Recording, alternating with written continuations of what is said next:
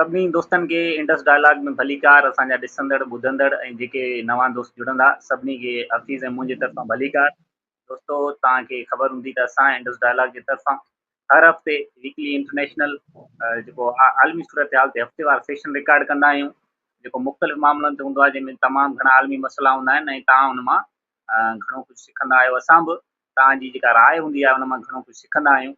बहरहाल कुझु मसरूफ़ियतुनि जे करे घणो वक़्तु थियो आहे, तक़रीबन 15 ॾींहं थिया हूंदा, 2 हफ़्ता असां सेशन रिकॉर्ड न करे सघियासीं, जंहिं लाइ तव्हांखां माज़रत।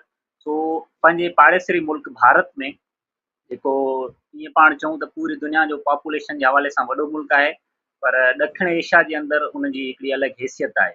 सो जेके ताज़ियूं भारत जूं इलेक्शन्स थियूं उन में अपोज़िशन जो किरदारु जेका कांग्रेस, जेका इंडिया जी फाउंडर पार्टी आहे, जंहिं ब्रिटिश जेके कॉलोनाइज़र हुआ उन्हनि खे शिकस्त ॾिनी ऐं उन खां पोइ मुसलसिल कांग्रेस जी हिकिड़ी हुकूमत हुई 10 सालनि खां। जेको बीजेपी सरकार आहे, जेका मज़हबी या सरकार पाण चऊं मोदी, उन जे अचण खां पोइ हिंदुस्तान जी ऐं समूरे खिते जी सूरत हाल तब्दील थी आहे।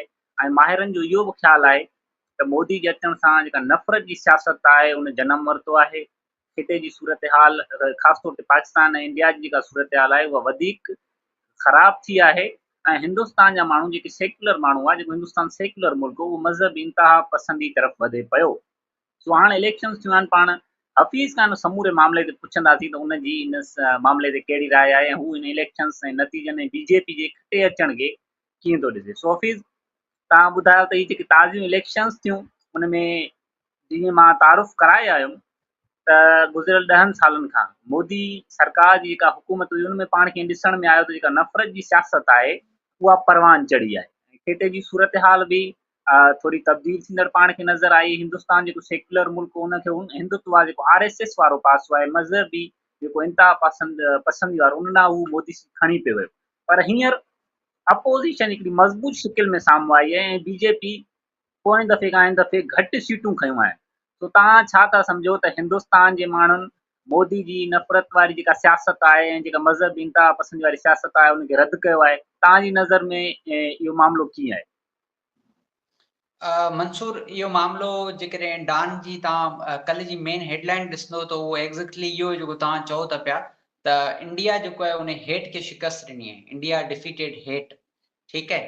सो हिकिड़ो त थी वियो हिननि जो इहो पर्सपेक्टिव त ठीकु आहे बाबा, हिंदुस्तान में हिकिड़ी नफ़रत जी सियासत हुई मुस्लमाननि जे ख़िलाफ़ या अदर जेके कम्युनिटीज़ आहिनि स्पेशली ईस्ट जेके इंडिया में रहनि थियूं उन्हनि जे ख़िलाफ़, क्रिश्चियंस जे ख़िलाफ़ हिकिड़ी नफ़रत जी जेका सियासत हुई या उन सियासत जे ज़रिए जेको हुकूमत में अचण जो जेको तरीक़ेकार हो उनखे उन शिकस्त ॾिनी आहे। बट तव्हां हिकिड़े लार्जर एस्पेक्ट में ॾिसो त हिंदुस्तान में मेजॉरिटी पॉपुलेशन कंहिंजी आहे? Obviously Hindus. ठीकु आहे। सो उन्हनि हिंदू जे लाइ बीजेपी कहिड़ा फ्लैगशिप प्रोजेक्ट कया जेको आख़िरी हुनजो टेन्योर गुज़रियो कल टियों ॾींहुं उन में। ठीकु आहे। इलेक्शन खां हिकिड़ो महीनो अॻु में राम मंदिर जो इफ़्तिताह उन्हनि कयो। तमामु वॾो इफ़्तिताह हुयो। राम मंदिर तव्हांखे ख़बर त 1992 खां हिकिड़ो बर्निंग पॉइंट है इंडिया जी पॉलिटिक्स में आहे। उन ते बीजेपी पंहिंजी पॉलिटिक्स कंदी आई आहे, कांग्रेस पंहिंजी पॉलिटिक्स कंदी आई आहे। सो उन खे मंतकी इंजाम ताईं पहुचायो मोदी गवर्नमेंट ऐं उनजो इफ़्तिताह थियो ऐं वॾो ग्रांड इफ़्तिताह थियो। उन ते कांग्रेस इहो चयो त बाबा इहो हिकिड़ी पॉलिटिकल मूव आहे ऐं एग्जैक्टली जेको आहे उहो उन्हनि जे इहे लफ़्ज़ हुआ त जेको गांधी सॉरी मोदी आहे उहो रिलीजन खे वॾे लेवल ते जेको आहे उहो इस्तेमालु करे पियो सियासत में, उन जा हिंदुस्तानी सोसाइटी ते बुरा असर थींदा। बट वेरी ऑनेस्टली उन्हनि जेको रिज़ल्ट्स आया उन्हनि खे उहो कैलकुलेट न कयो। छाकाणि त रिज़ल्ट्स खां अॻु में तव्हां ॾिसंदो त माना राहुल गांधी पर्सनली तमामु घणा मार्चिस कया, कांग्रेस एक्टिवली पार्टिसिपेट कयो, पर हुननि जो जेको मेजर अलायंस हो इंडिया उन जी तव्हांखे का पार्टिसिपेशन नज़र कोन आई, को वॾी गैदरिंग नज़र कोन आई। हुननि जी पाण में बॉन्डिंग किथे न किथे मिसमैच हुई त घणियूं शयूं हुयूं। ऐं ॿी ॻाल्हि इहा त जेको मोदी हो उन तमामु घणो परसेप्शन क्रिएट कयो हो थ्रू द सोशल मीडिया ऐं उतां जी जेका ट्रेडिशनल मीडिया आहे जेके मोदी ऐं उन जा जेके सपोर्टर्स आहिनि उहे ख़रीद करे चुका आहिनि। ताज़ो उन मिसाल NDTV आहे जंहिंखे पोइ अडानी जेको आहे उन ख़रीद करे छॾियो। सो परसेप्शन क्लियर ठाही वई त बाबा मोदी खटण वारो आहे। हुननि त नारो हयो अब की बार 400 पार। ठीकु आहे। ऐं हुननि जी ख़ुदि जी इहा प्रेडिक्शन हुई त 250 प्लस त बीजेपी सीटूं खटे वेंदी। ठीकु आहे, बाक़ी जेके 50 उहो हुननि जो अलायंस खटे वेंदो ऐं 400 असां एग्ज़ैक्टली सीटूं खटंदासीं ऐं पोइ जेके बुनियादी तरमीमूं आहिनि उहे असां कंदासीं। सो हिकिड़ो सीक्वेंस ऑफ इवेंट्स आहिनि। मिसाल जे तौर ते राम मंदिर जो इफ़्तिताह थियो, मिसाल जे तौर ते उन खां पहिरीं जेको इलेक्शन कमीशन में जेको चीफ इलेक्शन कमिश्नर आहे या जेको कमिश्नर आहिनि उन्हनि जी जेको अपॉइंटमेंट जो मसलो उन ते बि सुप्रीम कोर्ट अपोज़िशन ऐं मोदी गवर्नमेंट जा पाण में मसला हुआ। उन जो फाइनली उन्हनि इहो कढियो त बाबा हाणे जेका आहे सोल गवर्नमेंट डिसाइड कंदी त इलेक्शन कमिश्नर केरु हूंदो। अॻे उहो अपोज़िशन ऐं सुप्रीम कोर्ट पाण में मिले जुले उहो डिसाइड कंदा हुआ। सो उन्हनि उन इलाइक़े में जेको आहे उहो मुतज़ाद ठाहे छॾियो। माना इलेक्शन कमिश्नर जो रोल हो उहो बि मुतज़ाद हो। तव्हांखे ॿुधायां जेके तव्हां शयूं ॾिसंदा हूंदो त रिज़ल्ट्स खां अॻु में इलेक्शन कमिश्नर खे बि तव्हांखे ॿुधायूं त ख़बर न हुई, छाकाणि हुन प्रेस कॉन्फ्रेंस कई। हुन चयईं त हुनखे इहो उमेद कोन हुई त जेके रिज़ल्ट्स ईंदियूं उहो अपोज़िशन एक्सेप्ट कंदी या न कंदी। हुन हिकिड़ा उर्दू जो शेर चया त असां पंहिंजो किरदारु बहितर तरीक़े सां निभायो आहे, हाणे रिज़ल्ट्स अचनि त तव्हांखे एक्सेप्ट करणु घुरिजनि। माना ही अहिड़े लेवल जूं इलेक्शन्स हुयूं जो घणनि माण्हुनि खे यकीन कोन हो त हू एॾियूं स्मूथली वेंदियूं या एॾियूं जेको आहे उनखे बहितर तरीक़े सां उनजो इलेक्शन कमिश्नर जेको मौजूदा इलेक्शन कमिश्नर आहे या इलेक्शन कमीशन उहो उनखे क्रिएट कंदी। माना सेम रिज़ल्ट सां तवक़ा कयूं पिए त जेको यूएस में आयूं हुयूं जेके डोनाल्ड ट्रम्प एक्सेप्ट कोन कयो, पाकिस्तान जी त हर इलेक्शन जी इहा पोज़ीशन हूंदी हुई जो हुनखे केरु एक्सेप्ट नाहे कंदो। सो जेको इलेक्शन कमिश्नर हो उन जी प्रेस कॉन्फ्रेंस में मूंखे लॻो त उहो तयारु हो त शायदि हिन जी अपोज़िशन एक्सेप्ट न करे, छाकाणि त उन इलेक्शन कमिश्नर खे मोदी लॻारायो। ठीकु आहे, त जेकॾहिं थोरा घणियूं रिज़ल्ट्स मोदी जे फेवर में हलियूं वञनि हा, मे बी उहो रिजिड न बि हुजनि हा, तॾहिं बि उन जो फुल जेको इल्ज़ाम अचे उहो इलेक्शन कमिश्नर ते अचे हा। बहरहाल नतीजा टोटल मुख़्तलिफ़ आया। हाणे नतीजा मुख़्तलिफ़ छो आया पाण उन्हनि जी बारीकियुनि ते अचूं था।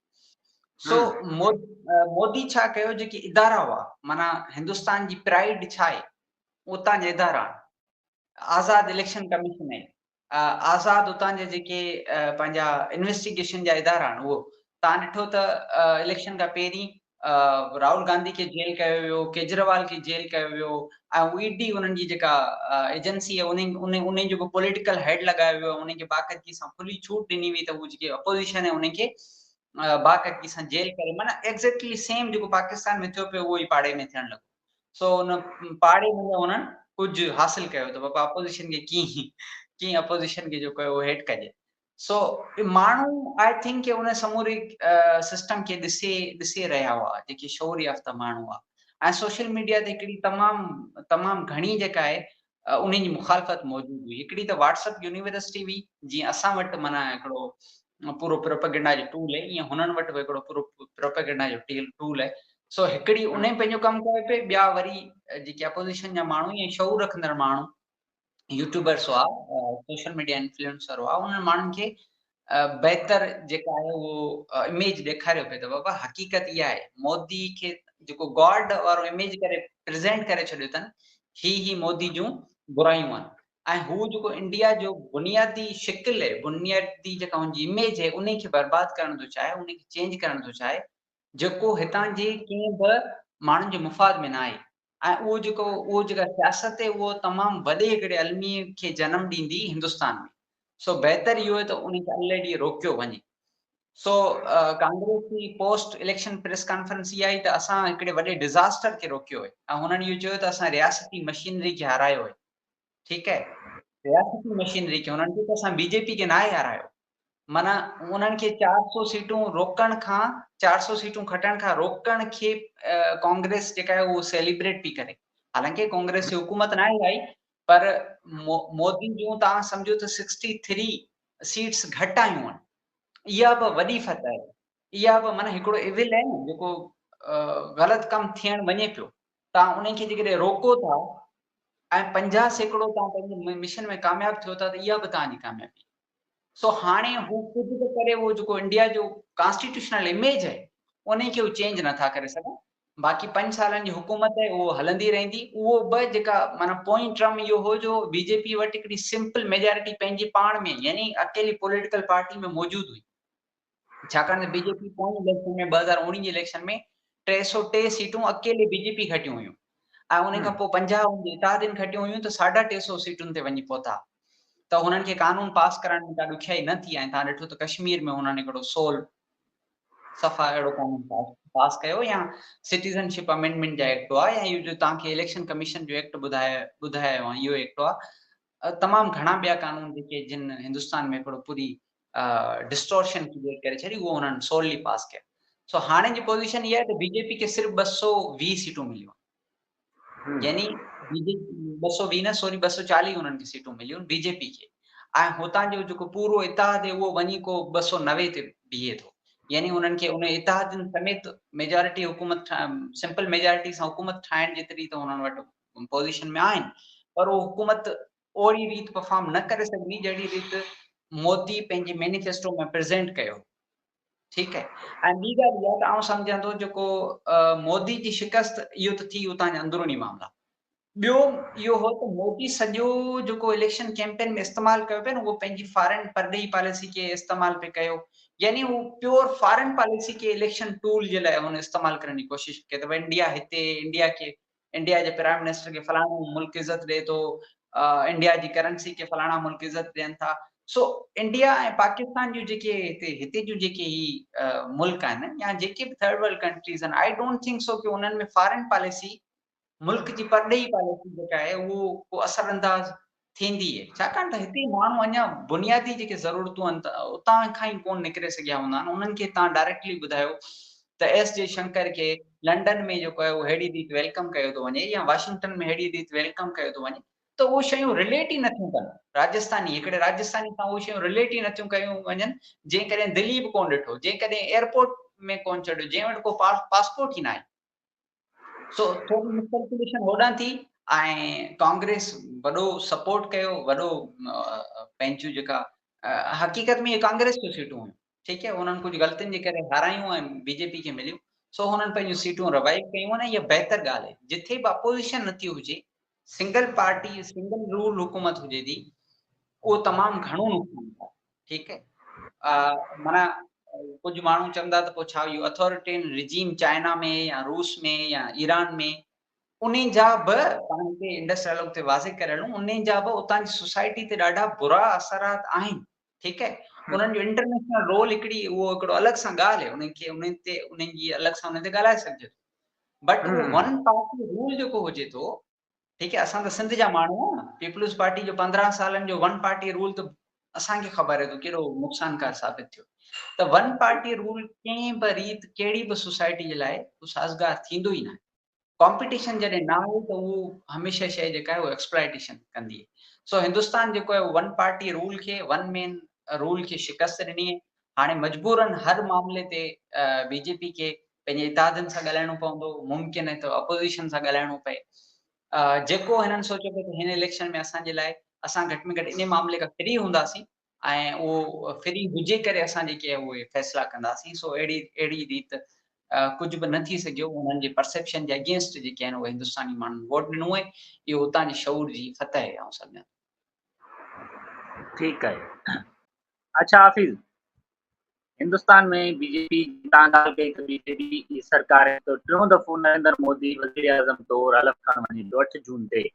सो हिननि ते वेस्ट जो हिकिड़ो दबाव हो। अॻु में त आईमेक जूं ॻाल्हियूं हलियूं पिए, जंहिंमें जेका वॾो जेको हिकिड़ो मुआशी हब हो उहो चीन मां हिंदुस्तान समूरो हिकिड़ो रूट कढियो वियो पिए, ऐं हिंदुस्तान खे हिकिड़ो अहम मुआशी हब ठाहियो वियो पिए, जीअं चीन खे ऐं चीनी जेका मईशत आहे, वधंदड़ चीनी असर रसूख आहे, या यूरोप जेको चीन ते भाड़े पियो, उनखे मुकमल तौर ते ख़तमु कजे, ऐं हिंदुस्तान उहा समूरी जेका मंडी आहे, मुआशी मंडी, उहा मुंतकिल कजे। सो 7 अक्टूबर जे हमलनि हुन शइ खे त फ़िलहालु आईमेक खे त साइड ते करे छॾियो, ईअं सम्झो त हुनखे नाकाम करे छॾियो आहे। ऐं उनखां पोइ मुसलसल जेका भारत जी परॾेही पॉलिसी हुई फ़लस्तीन लाइ या खिते जे मुल्कनि लाइ, ख़ासि तौर ते ईरान लाइ, उन ते अमेरिका ऐं जेके वेस्टर्न कंट्रीज़ आहिनि, जेके मग़रिबी मुल्क, उहे भारत ते नाराज़ हुआ उनजी परॾेही पॉलिसी ते। पर हिंदुस्तान हमेशह पंहिंजी परॾेही पॉलिसी जेका आहे उहा आज़ादु रखी आहे, ऐं उनजो इलाइक़ाई जेके मुल्क आहिनि उन्हनि सां उनजो तमामु सुठो आहे।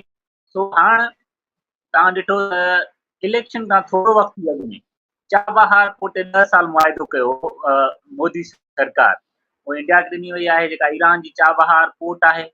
रूस सां बि उन्हनि जा तमामु घणा तालुकात आहिनि, रूस सां बि मुकमल तौर ते पोइ हिते न पिया हटनि, उन तालुकात पंहिंजा ख़तमु न पिया कनि। पर हाणे बीजेपी जो टियों दफ़ो खटे अचणु ऐं नरेंद्र मोदी जो वज़ीर आज़म थियणु, तव्हांखे छा थो लॻे त भारत जी परॾेही पॉलिसी में का तब्दीली ईंदी, या चीन न या पाकिस्तान न जेको रवैयो आहे उन्हनि जो, उन में का तब्दीली ईंदी या न, या भारत हाणे मोदी सरकार जेका आहे उहा मज़हबी इंता पसंदी ऐं नफ़रत जी सियासत खां हटी करे पोइ खिते में या आलमी तौर ख़ासि तौर ते ग़ज़ा ऐं यूक्रेन वार में छा उहो रूस खे या इसराइल ॿई हुनजा इतादी आहिनि, ॿई हुनजा तमामु वेझा साथी आहिनि, छा हू उन्हनि सभिनी खे मञाए सघंदो त इहे दुनिया में जेके वॾियूं जंगियूं आहिनि उन्हनि जो ख़ात्मो अचे? मंसूर, तव्हां इसराइल खे चयो त तव्हां चयो त अहम इतादी आहे। आई डोंट थिंक सो कि इसराइल हिंदुस्तान जो अहम इतादी आहे। हिंदुस्तान जी परॾेही पॉलिसी जो जेको बुनियादी शिफ्ट आयो न, उहो इहो आयो त माना जेका परॾेही पॉलिसी आहे न, उहो पीपल सेंट्रिक न हुई, मोदी सेंट्रिक हुई। तव्हां ॾिठो त Netanyahu is a friend to Modi, ठीकु है। इटली जी prime minister, it's my great friend, ठीकु है, फलाणो। त उहो हिकिड़े माण्हू सां हुई लिंक्ड, मोदी सां, यानी जेको कुझु करे पियो मोदी पियो करे। जेकॾहिं वेस्ट सां सुठा तालुकात करे पियो त उहो मोदी पियो करे। उहो उन जो पूरा पोयां जेको पूरो स्ट्रक्चर हूंदो आहे, सोशल स्ट्रक्चर हूंदो आहे कंहिं बि मुल्क जो, उनजी परॾेही पॉलिसी खे वाज़े कंदो आहे या निर्वाह कंदो आहे, उहो न हो, सिंगल माण्हू ते डोमिनेट करे थी पई। सो उहे माण्हू त आहे, उहो त माण्हू अञा प्राइम मिनिस्टरशिप ते आहे। सो आई डोंट थिंक सो कि लार्जली जेका इंडिया जी फॉरेन पॉलिसी उहो चेंज थींदी। बट जेको आख़िरी या गुज़िरियल साल खां तव्हां हिकिड़ो शिफ्ट ॾिठो त हिंदुस्तान मुकमल तौर ते वाशिंगटन जो नंढो साथी, ठीकु है, माना हुनजो लेफ्टिनेंट थियण खां इनकार कयो। हुन चयो त बाबा असांजी बि हिकिड़ी आज़ादीना फॉरेन पॉलिसी रही आहे, ऐं खिते में जीअं तव्हां चवंदो ईअं असां न कंदासीं, बट कुझु असांजी प्रायोरिटीज़ आहिनि। मिसाल जे तौर ते रूस सां यूक्रेन वार ते, ऐं फ़लस्तीन सां इहो जेको इसराइल सां अंदरि जंग आहे उन ते, स्पेशली हिते हिननि जा कन्फ्लिक्ट्स पैदा थिया। ऐं ॿी ॻाल्हि इहा त जेको इंडो पैसिफिक में बि हिननि जा कन्फ्लिक्ट्स पैदा थिया, उते हू हिंदुस्तान खे सम्झो इस्तेमालु पिया करणु चाहिनि। हू चवनि था त जेको तव्हांखे खपे उहो ॾियूं था, इन्वेस्टमेंट ॾियूं था, तव्हांखे असांजी टेक्नोलॉजी ॾियूं था, तव्हांखे सभु कुझु ॾियूं था, बट बुनियादी कुझु शयूं आहिनि उहो तव्हां असांखे ॾियो। मिसाल जे तौर ते तव्हां फिलीपींस खे सपोर्ट करियो, मिसाल जे तौर ते तव्हां असांखे लोकेशन्स ॾियो, मिसाल जे तौर ते तव्हां असां सां ॻंढिया हलियो साउथ चाइना सी में, मिसाल जे तौर ते जेको ताइवान जी कन्फ्लिक्ट ते असांजो मौक़िफ़ आहे, तव्हां बि उन्हनि खे चओ था हा इहो बि असांजो मौक़िफ़ आहे। या चाइना सां सिधी रीति असां त भले डायलॉग करियूं त पिया करियूं, मिसाल जे तौर ते ब्लिंकन जेकॾहिं वाशिंगटन अचे, बीजिंग अचे थो त को मसइलो न आहे, पर मोदी खे बीजिंग न वञणु घुरिजे, ठीकु है। माना असांजी डायलॉग हले पई त पई हले, पर तव्हांजो पाण में क्लेश हुजे। सो एग्ज़ैक्टली सेम ॻाल्हियूं आहिनि जिते हिननि जूं पॉलिसी शिफ्ट पाण में वाशिंगटन ऐं न्यू दिल्ली जा आहे। सो आई थिंक कि थोरा घणो चेंज ज़रूरु ईंदो। उहो थोरा घणो चेंज इन करे ईंदो छाकाणि त जेको गवर्नमेंट आहे उहो अनस्टेबल आहे, ठीकु है। जेकॾहिं फॉरेन पॉलिसी में चेंज ईंदो हिकिड़ो त उहो मोदी सेंट्रिक आहे, मोदी प्राइम मिनिस्टरशिप ते मौजूदु आहे, त उहो अल्टीमेटली सेम रहंदी। पर जेकॾहिं उन में थोरा घणो शिफ्ट अचे थो त उहो ॿ प्रॉब्लम आहिनि या ॿ मसइला थी सघनि था जंहिंजे करे हिंदुस्तान जी फॉरेन पॉलिसी में शिफ्ट अची सघे थो।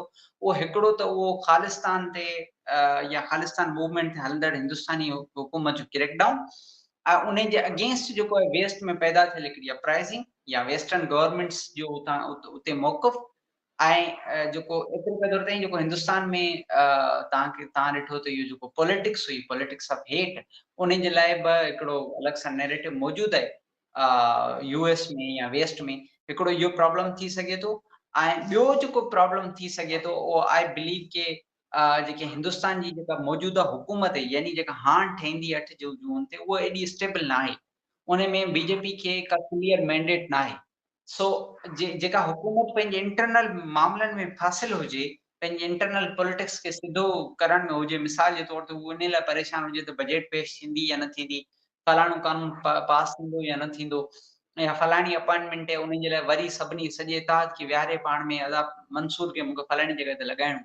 सो हिकिड़ो जेकॾहिं अहिड़े क़िस्म जी पार्लियामेंट ठहे थी जेके असां पॉलिटिकल साइंस जी ॿोली में हंग पार्लियामेंट चऊं था, यानी क्लियर मेजॉरिटी न आहे, भले तव्हां अलायंस में छो न हुजो, त पोइ ॾाढा प्रॉब्लमेटिक थियनि था, पोइ तव्हांखे स्पेस नथो मिले त तव्हां ॿाहिरि सोचियो। मिसाल जे तौर ते जेकॾहिं असांजे घर में मसइला आहिनि बिजली जा, गैस जा, पाणी जा, त असां वटि एॾी स्पेस ई न हूंदो त असां सोचूं त पाड़े जा मसइला छा आहिनि या पाड़े ॾांहुं असांजो रवैयो छा हूंदो, छाकाणि त असां पंहिंजे अंदरूनी मामलनि में एॾा बिज़ी हूंदासीं। सो ही ट्रम्प जेको मोदी जो थियण वारो, उहो अंदरूनी तौर ते मोदी ॾाढो बिज़ी हूंदो, तव्हांखे एक्टिव नज़र ईंदो।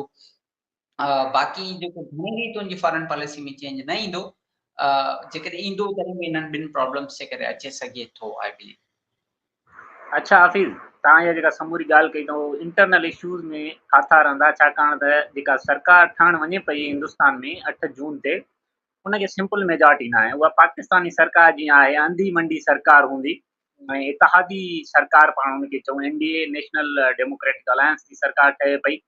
सो तव्हांखे छा थो लॻे त हिंदुस्तान बि, भारत बि जेको तेज़ी सां उन आलमी तौर बि पंहिंजा असर छॾिया पिए ऐं मुआशी तौर बि उहो मुल्क भड़ पिए पियो ऐं किथे ते बि वॾा असर पे छॾिया, उहो पाकिस्तान पंहिंजे पाड़ेसरी मुल्क जी या सियासी अदम इस्तेकाम तरफ़ वेंदो, तव्हांखे छा थो लॻे? मंसूर, सियासी अदम इस्तेकाम नथा चऊं, पर हिकिड़ी क्लियर डिवाइड मौजूदु हुई हिंदुस्तान में। हिकिड़ो हिंदुस्तान जेको बीजेपी चाहे पई, हिकिड़ो हिंदुस्तान जेको कांग्रेस चाहे पई या हू इत्तेहाद चाहे पियो। सो इहो डिवाइड आहे, ठीकु है। बाक़ी लार्जर रिस्पेक्ट ते जेको यूनिटी आहे हिंदुस्तान जी, ऐं जेको हिंदुस्तान जा मजमूई मामला आहिनि, उन्हनि ते किथे न किथे उन्हनि जी अंडरस्टैंडिंग न, बहरहाल हिकिड़ी गॾियल उन्हनि जी मजमूई पॉलिसी ज़रूर आहे जेका कांग्रेस जी बि आहे, जेका बीजेपी जी आहे। सो सोसाइटी में डिस्टोर्शन ज़रूर आहे, सोसाइटी में प्रॉब्लम्स ज़रूर तव्हांखे नज़र अचनि था, पर पॉलिटिकल पार्टीज़ मिसाल जे तौर ते जीअं हिते असां वटि थियो, तहरीक इंसाफ जेएचपीयू ते हमलो कयो, या अञा ताईं मुल्क खे हिकिड़ो यरगमाल ठाहे वेठा आहिनि। सो अहिड़ी रीति कोन थियण वारो। मिसाल जे तौर ते गुज़िरियल 2 इलेक्शंस में कांग्रेस खे अक्सरियत कोन मिली, पर तव्हां को धरणो ॾिठो, लॉन्ग मार्च थिया, हिकिड़ा सिंपल लॉन्ग मार्च हुआ, उन जो बि को इकोनॉमिकल इम्पैक्ट नज़र न आयो तव्हांखे, ठीकु है। दे वर पीसफुल, ऐं उन्हनि जो हिकिड़ो बसि मक़सदु हो, सियासी मक़सदु हो, माण्हुनि खे ॻाल्हि कन्वे करण जे लाइ त मोदी हिंदुस्तान कहिड़ो थो चाहे, छा उहो हिंदुस्तान तव्हांजी हिंदुस्तान आहे, या तव्हांजे माण्हुनि जी मुफ़ाद वटां आहे, या उहो कुझु ॿिया माण्हू आहिनि, अडानी टाइप या जेके पॉलिटिकल इलीट आहे जेको बीजेपी जे पोयां बीठो आहे, उन जा मुफ़ाद आहिनि। पोइ उहो हुननि जे मैसेज जे कन्वे करण जे लाइ। सो आई डोंट थिंक सो कि हिते कन्फ्रंट्रेशन थींदी, ठीकु है। सो माना हिते त हिकिड़ी क्लियर डिवाइड आहिनि त बाबा ही रियासत आहे, ही पॉलिटिकल पार्टी, सही है। फॉरेन पॉलिसी फलाणा माण्हू ठाहींदा। हाणे असां हिते ॻाल्हायूं पिया त फॉरेन पॉलिसी नरेंद्र मोदी ठाहींदो या कांग्रेस ठाहींदी, पर असां जॾहिं पाकिस्तान जी इलेक्शन थी तॾहिं कोन ॻाल्हायोसीं त शहबाज शरीफ़ जी फॉरेन पॉलिसी छा हूंदी, छाकाणि त असांखे ख़बर ई त फॉरेन पॉलिसी केरु ठाहींदो या मुल्क जा मामला केरु तय कंदो। उन में अञा हिकिड़ो मिसाल थो ॾियां, हिन मुल्क में बजट पेश थियणी आहे, यानी ईंदड़ साल जो तव्हांखे पूरो हिकिड़ो काथो लॻाइणो त ईंदड़ साल छा थींदो। असांजो प्राइम मिनिस्टर चाइना में, ठीकु है, उनखे जस्ट हिकिड़ो सिग्नेचर करिणो आहे, यानी मामला तय आहिनि, अंडरस्टैंडिंग थी चुकी है, पर सिंबॉलिकली उनखे जेको सिग्नेचर करण लाइ वञिणो आहे ओॾां वञिणो आहे, पर बजट पास नथी थी सघे, या बजट ते डिस्कशन ई कान्हे। जून जो महीनो आहे, बजट ते डिस्कशन हिकिड़ो नाले मात्र जेका थींदी आहे उहो बि न आहे। सो फॉरेन पॉलिसी ठाहिण वारा जेकॾहिं ठाहिनि था त पोइ ज़ाहिरी ॻाल्हि आहे, उन में का घणी तब्दीली जी तव्हां गुंजाइश नथा रखी सघो। पर हुते हिकिड़ी पॉलिटिकल पार्टी आहे, हिकिड़ो पूरो सिस्टम आहे, जेको ईंदो त उहो सिस्टम चेंज थींदो, जेकॾहिं वेंदो त सिस्टम चेंज थींदो। एग्ज़ैक्टली ईअं ई आहे यूएस में बि। भाई डोनाल्ड ट्रंप ईंदो त सिस्टम ही कमु कंदो, जो बाइडन ईंदो त सिस्टम ही कमु कंदो। सो इहो हिकिड़ी डिवाइड आहे जेको तव्हांखे नज़र अचे थी हिंदुस्तान में। बाक़ी आई डोंट थिंक सो कि हुनजी जेका लार्जर इमेज आहे इंटरनेशनल साइड ते या नेशनल ते, उहो ज़ाहिरी ॻाल्हि आहे अंदरूनी तौर ते हुननि जा मामला आहिनि जेके हुननि खे पाण सेटल डाउन करणा आहिनि, उन ते ज़रूरु कंदा, बाक़ी इंटरनेशनली को फ़र्क़ु न पवंदो। अच्छा हाफ़िज़, आख़िरी सवाल आहे, तव्हां मुख़्तसिर कजो, पाण वटि टाइम घटि आहे। सो जेका कांग्रेस आहे उनजो बि हाणे जेको नैरेटिव आहे उहो एंटी चाइना नैरेटिव आहे। मौजूदा जेका हिंदुस्तान जी सरकार जेका 10 साल हुई, जेका हाणे ठहण वञे पई, उनजो बि नैरेटिव एंटी चाइना आहे। ऐं मोदी पाण खे ईअं पियो लॻे त हू वेस्ट ॾांहुं समूरी उहा वेस्ट जी जेका लाइन आहे उन ते हलियो पिए, पर पोइ जेके फॉरेन पॉलिसी पाण चऊं त कंहिं हद ताईं, जीअं मोदी हिकिड़ी ट्वीट कई हुई 7 अक्टूबर ते त बाबा ही दहशतगर्द आहिनि ऐं हिननि असीं इसराइल सां गॾु बीठा आहियूं, पर फॉरेन ऑफिस उन बयान जी तरदीद कई ऐं चयो त असीं फ़लस्तीनी आज़ाद रियासत खे बि क़बूल करियूं था ऐं ॿिन्ही धुरनि खे चवंदा त तव्हां पाण में सही नमूने सां ऐं अमुन जी तरफ़ अचो, पीस जे तरफ़ अचो। सो जेका फॉरेन ऑफिस आहे हिंदुस्तान जी, उन ईअं न चयो त हीअ हमास दहशतगर्द आहे या हीअ को दहशतगर्दनि जो हमलो आहे। बहरहाल उन्हनि उहो इंडिया जी जेका हमेशह खां पॉलिसी रही आहे उनखे क्लियर कयो, अची दोहरायो। सो हाणे ॿिन्ही तरफ़नि खां जेका अपोज़िशन आहे या जेका सरकारी धुर आहे, पाण चऊं बीजेपी, उन्हनि जो जेको अलायंस आहे उहे सभु एंटी चाइना आहिनि। हाणे छा पियो तव्हांखे लॻे त इंडिया वेस्ट खां हटी करे छा चीन ॾांहुं को नॉर्मलाइज़ेशन, यानी पाण चऊं त खिते में कंहिं इस्तेकाम लाइ या गॾिजी जेके ॿ तमामु वॾी हिकिड़ी पॉपुलेशन वारा या पाण चऊं त राइज़िंग जेके पावर्स आहिनि जेके उभरनि पिया, उहे जेके ब्रिक्स में बि गॾु वेठा आहिनि, उहे गॾिजी रूस इहे सभु गॾिजी अमुन तरफ़ वेंदा, या इंडिया ऐं चीन जी जेका कशीदगी आहे उहा अञा वधंदी, या वेस्ट जेका आहे या अमेरिका उहे भारत खे इस्तेमालु कंदा चीन जे ख़िलाफ़? तव्हांखे हाणे कीअं पियो लॻे, हाणे जी सूरत हाल छा बीहंदी? मंसूर, पहिरीं तव्हां जेका ॻाल्हि कई कांग्रेस वारी, उन ते आउं हिकिड़ी ॻाल्हि कंदो हलां त कांग्रेस जो ओबियसली हिकिड़ो स्टांस मौजूदु आहे पाकिस्तान ते या चाइना वारी पॉलिसी ते। उहो स्टांस मोदी जे अगेंस्ट आहे, यानी जेको मोदी जी थिंकिंग आहे उन जे अगेंस्ट आहे। मिसाल जे तौर ते गलवान वैली एक्सीडेंट थियो जंहिंमें 40 हिंदुस्तानी फौजी मारिजी विया। हाणे उते मोदी इहो चयो त बाबा ही पाकिस्तान अटैक कयो ऐं असांखे रिटेलिएट करणो आहे वग़ैरह वग़ैरह। कांग्रेस वरी उनजो काउंटर नैरेटिव ठाहियो। हुन इहो चयो त बाबा तव्हां किथे न किथे हिते मिस्टेक कई आहे, ठीकु आहे, तव्हां छो सिक्योरिटी कोन ॾिनी? पोइ हू पूरो खणी आया त बाबा रोड हितां बि वियो, तव्हां सिक्योरिटी कोन ॾिनी वग़ैरह वग़ैरह। कांग्रेस हुनखे इहो चयो त इहे फौजी मोदी माराया ऐं उन्हनि खे पंहिंजे सियासी मक़सदनि जे लाइ इस्तेमालु कयो। यानी हिकिड़ो इंसिडेंट थियो, उनखे ॿिनि पार्टियुनि अलॻि सां इंटरप्रेटेड कयो, ठीकु है। एग्ज़ैक्टली सेम है चाइना जे मसइले ते। कांग्रेस जो चवणु इहो आहे त चाइना सां तव्हां कन्फ्रंटेशन, जेको तव्हां मौजूदा कन्फ्रंटेशन में आहियो, उनखे तव्हां डायलॉग जे ज़रिए हल कयो, ठीकु है। ऐं ॿी ॻाल्हि इहा त जेको तव्हां उते फौजी चाइना जे बॉर्डर ते जेके हिंदुस्तानी मारिया विया हुआ, उते बि जेको आहे उहो मोदी हुकूमत जेका आहे उहो बहितर तरीक़े सां मैनेज न कयो। सो क्राइसिस मैनेजमेंट ते ॿिन्ही जा इख़्तिलाफ़ात आहिनि, ठीकु है। क्राइसिस जे हुजण ते इख़्तिलाफ़ात न आहिनि। मिसाल जे तौर ते पाकिस्तान हिकिड़ो प्रॉब्लम आहे, चाइना हिकिड़ो प्रॉब्लम आहे। सो ॿिन्ही खे हू प्रॉब्लम त कंसीडर कनि था, पर ॿिन्ही जे हल ते एतिराज़ात आहिनि। ऐं ॿी ॻाल्हि तव्हां कई त राइज़िंग जी, त ब्रिक्स जो जेको कॉन्सेप्ट हो, अमेरिकी बैंकर इहो आइडिया ॾिनो त बाबा ब्राज़ील, रशिया, इंडिया ऐं चाइना जेके आहिनि उहे एमर्जिंग इकोनॉमीज़ थींदियूं, त पोइ इन खे फॉरवर्ड जेको कयो न, उहो फॉरवर्ड बीजिंग मां न कयो इन कॉन्सेप्ट खे। मनमोहन सिंह वियो व्लादिमीर पुतिन वटि, मनमोहन सिंह वियो बीजिंग, ऐं हुन उन्हनि सभिनी खे गॾियो त बाबा हाणे असांखे पाण में गॾिजणु घुरिजे, ठीकु है। सो इंक्लूसिवनेस चाहे थो कांग्रेस त बाबा तव्हां जेको आहे पाण में, यानी हिंदुस्तान जा मुफ़ाद पोइ खिते जा मुफ़ाद, ईअं न आहे त हिंदुस्तान जा मुफ़ाद पोइ अमेरिका जा मुफ़ाद, ठीकु है। सो हू चाइना सां अहिड़े रीति कन्फ्रंट न कंदा, माना चाइना तरक़ी करे त भले करे, पर हिंदुस्तानी इंटरेस्ट खे नुक़सान न पहुचाए, तो तरक़ी करे। मिसाल जे तौर ते 2008 ताईं कंहिंजी गवर्नमेंट हुई, ठीकु है, या 2012 14 ताईं कांग्रेस जी गवर्नमेंट हुई। 14 ताईं चाइना ऑलरेडी तरक़ी करे चुको हो, पर तव्हांखे एतिराज़ त कॾहिं नज़र कोन आयो, ठीकु है। हिंदुस्तान बि तरक़ी कई पई। सो चाइना जी तरक़ी सां कांग्रेस खे को प्रॉब्लम न आहे, पर जॾहिं उहो हिंदुस्तान जे नॉर्दर्न बॉर्डर ते उहो अटैक कंदो त ऑब्वियसली कांग्रेस उते पॉलिटिक्स करे थी, उहो उतां जे माण्हुनि खे जवाबु आहे त हू ज़रूर कंहिं न कंहिं क़िस्म जी स्टेटमेंट जारी कंदा। एग्ज़ैक्टली सेम है। हू पाकिस्तान सां बि डायलॉग चाहिनि था त पाकिस्तान सां जेके प्रॉब्लम्स आहिनि उहे डायलॉग जे थ्रू हल थी सघनि था। बाक़ी कश्मीर जो इशू उहो हुननि कश्मीर जे इशू ते मुखालफ़त कई। हुननि चयो त इहो जेको यूनिलैटरली मोदी गवर्नमेंट जो 5 अगस्त वारो जेको हो फ़ैसिलो, उहो कश्मीरी अवाम जी जेका उते हिंदुस्तानी रियासत सां जेको पंहिंजी एग्रीमेंट आहे उनजे ख़िलाफ़ आहे। उन्हनि जेका असेंबली तोड़ी। बहरहाल कांग्रेस जो इहो बि आहे त जेकॾहिं माना मैनिफेस्टो में हुयो त जेकॾहिं असां हुकूमत में ईंदासीं त उहो लेजिस्लेटिव असेंबली बहाल कंदासीं कश्मीर जी।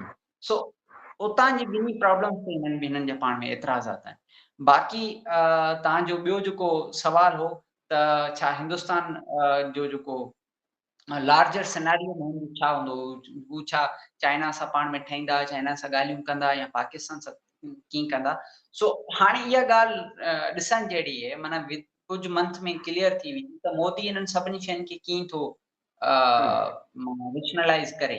हू मौजूदा हार खे, यानी हुनजी त हार आहिनि, 400 सीटूं हुनखे कोन मिलियूं, हुनखे कीअं थो एक्सेप्ट करे। उन खां पोइ हाणे जेको आहे उहो वेंदो पहिरीं G7 कंट्रीज़ जी जेका दावत मिली आहे होॾां इटली। सो जॾहिं हू वेस्ट सां मिलंदो त उते हुनजो छा थो यूक्रेन वार ते हुनजो छा थो रिएक्शन हुजे, या गज़ा वार ते हुनजूं छा थियूं अपडेट्स हुजनि, या हुनजो ओपिनियन छा थो हुजे, या चाइना जे मुतलिक़ हू छा थो चवणु चाहे, या जॾहिं वेस्ट हुन सां सिखनि जो मामिलो या इंसानी हक़नि जो मामिलो जॾहिं उथारंदो तॾहिं मोदी जो ओॾां पर्सपेक्टिव छा हूंदो। ऐं उन खां पोइ ड्यू आहे ब्रिक्स समिट जेका थींदी रूस में, ऐं उन खां पोइ SCO समिट जेका पूर्ण रूस में थींदी। सो इन्हनि ॿिन्ही समिट खे मोदी अटेंड करे थो या नथो करे। जेकॾहिं अटेंड करे थो, छा उहो शी जिनपिंग सां मिले थो या शहबाज शरीफ़ सां मिले थो। घणनि माण्हुनि जो ख़्याल आहे त हिते किथे न किथे रूस चाहींदो त हिंदुस्तान ऐं चीन जे विच में ठा थिए, ठा न थिए त एटलीस्ट किथे न किथे स्टेबिलिटी अचे। सो जीअं ॿई कॉन्फ्रेंसिस थियनि पियूं रूस में, त पोइ प्यूटन ज़रूरु कोशिश कंदो त नरेंद्र मोदी ऐं शी जिनपिंग जे विच में किथे न किथे तालुकात बहाल थियनि, छाकाणि त ॿिन्ही जे विच में तालुकात बहाल थिया त इहो रूसी मुफ़ाद वटां आहे ऐं हू बहितर तरीक़े सां ॿिन्ही सां तालुकात बैलेंस करे सघंदा। सो आई बिलीव कि हिन साल ताईं क्लियर थी वेंदो त हिंदुस्तान जो रुख केॾां वेंदो आलमी सियासत में। सो इहो एतिरो ई इंडस डायलॉग ते मौजूदा वक़्त में। ॿियो को सवाल हुजे त भले पुछो। महिरबानी हफ़ीज़, तव्हांजी वॾी महिरबानी जो तव्हां इन समूरनि मामलनि ते अपडेट कयो, ख़ासि तौर ते भारत जे हवाले सां जेके बि चूंडूं थियूं या अॻिते जेको कुझु थींदो उन लाइ फ़िलहालु कुझु नथो चई सघिजे। सो सभिनी दोस्तनि जी महिरबानी।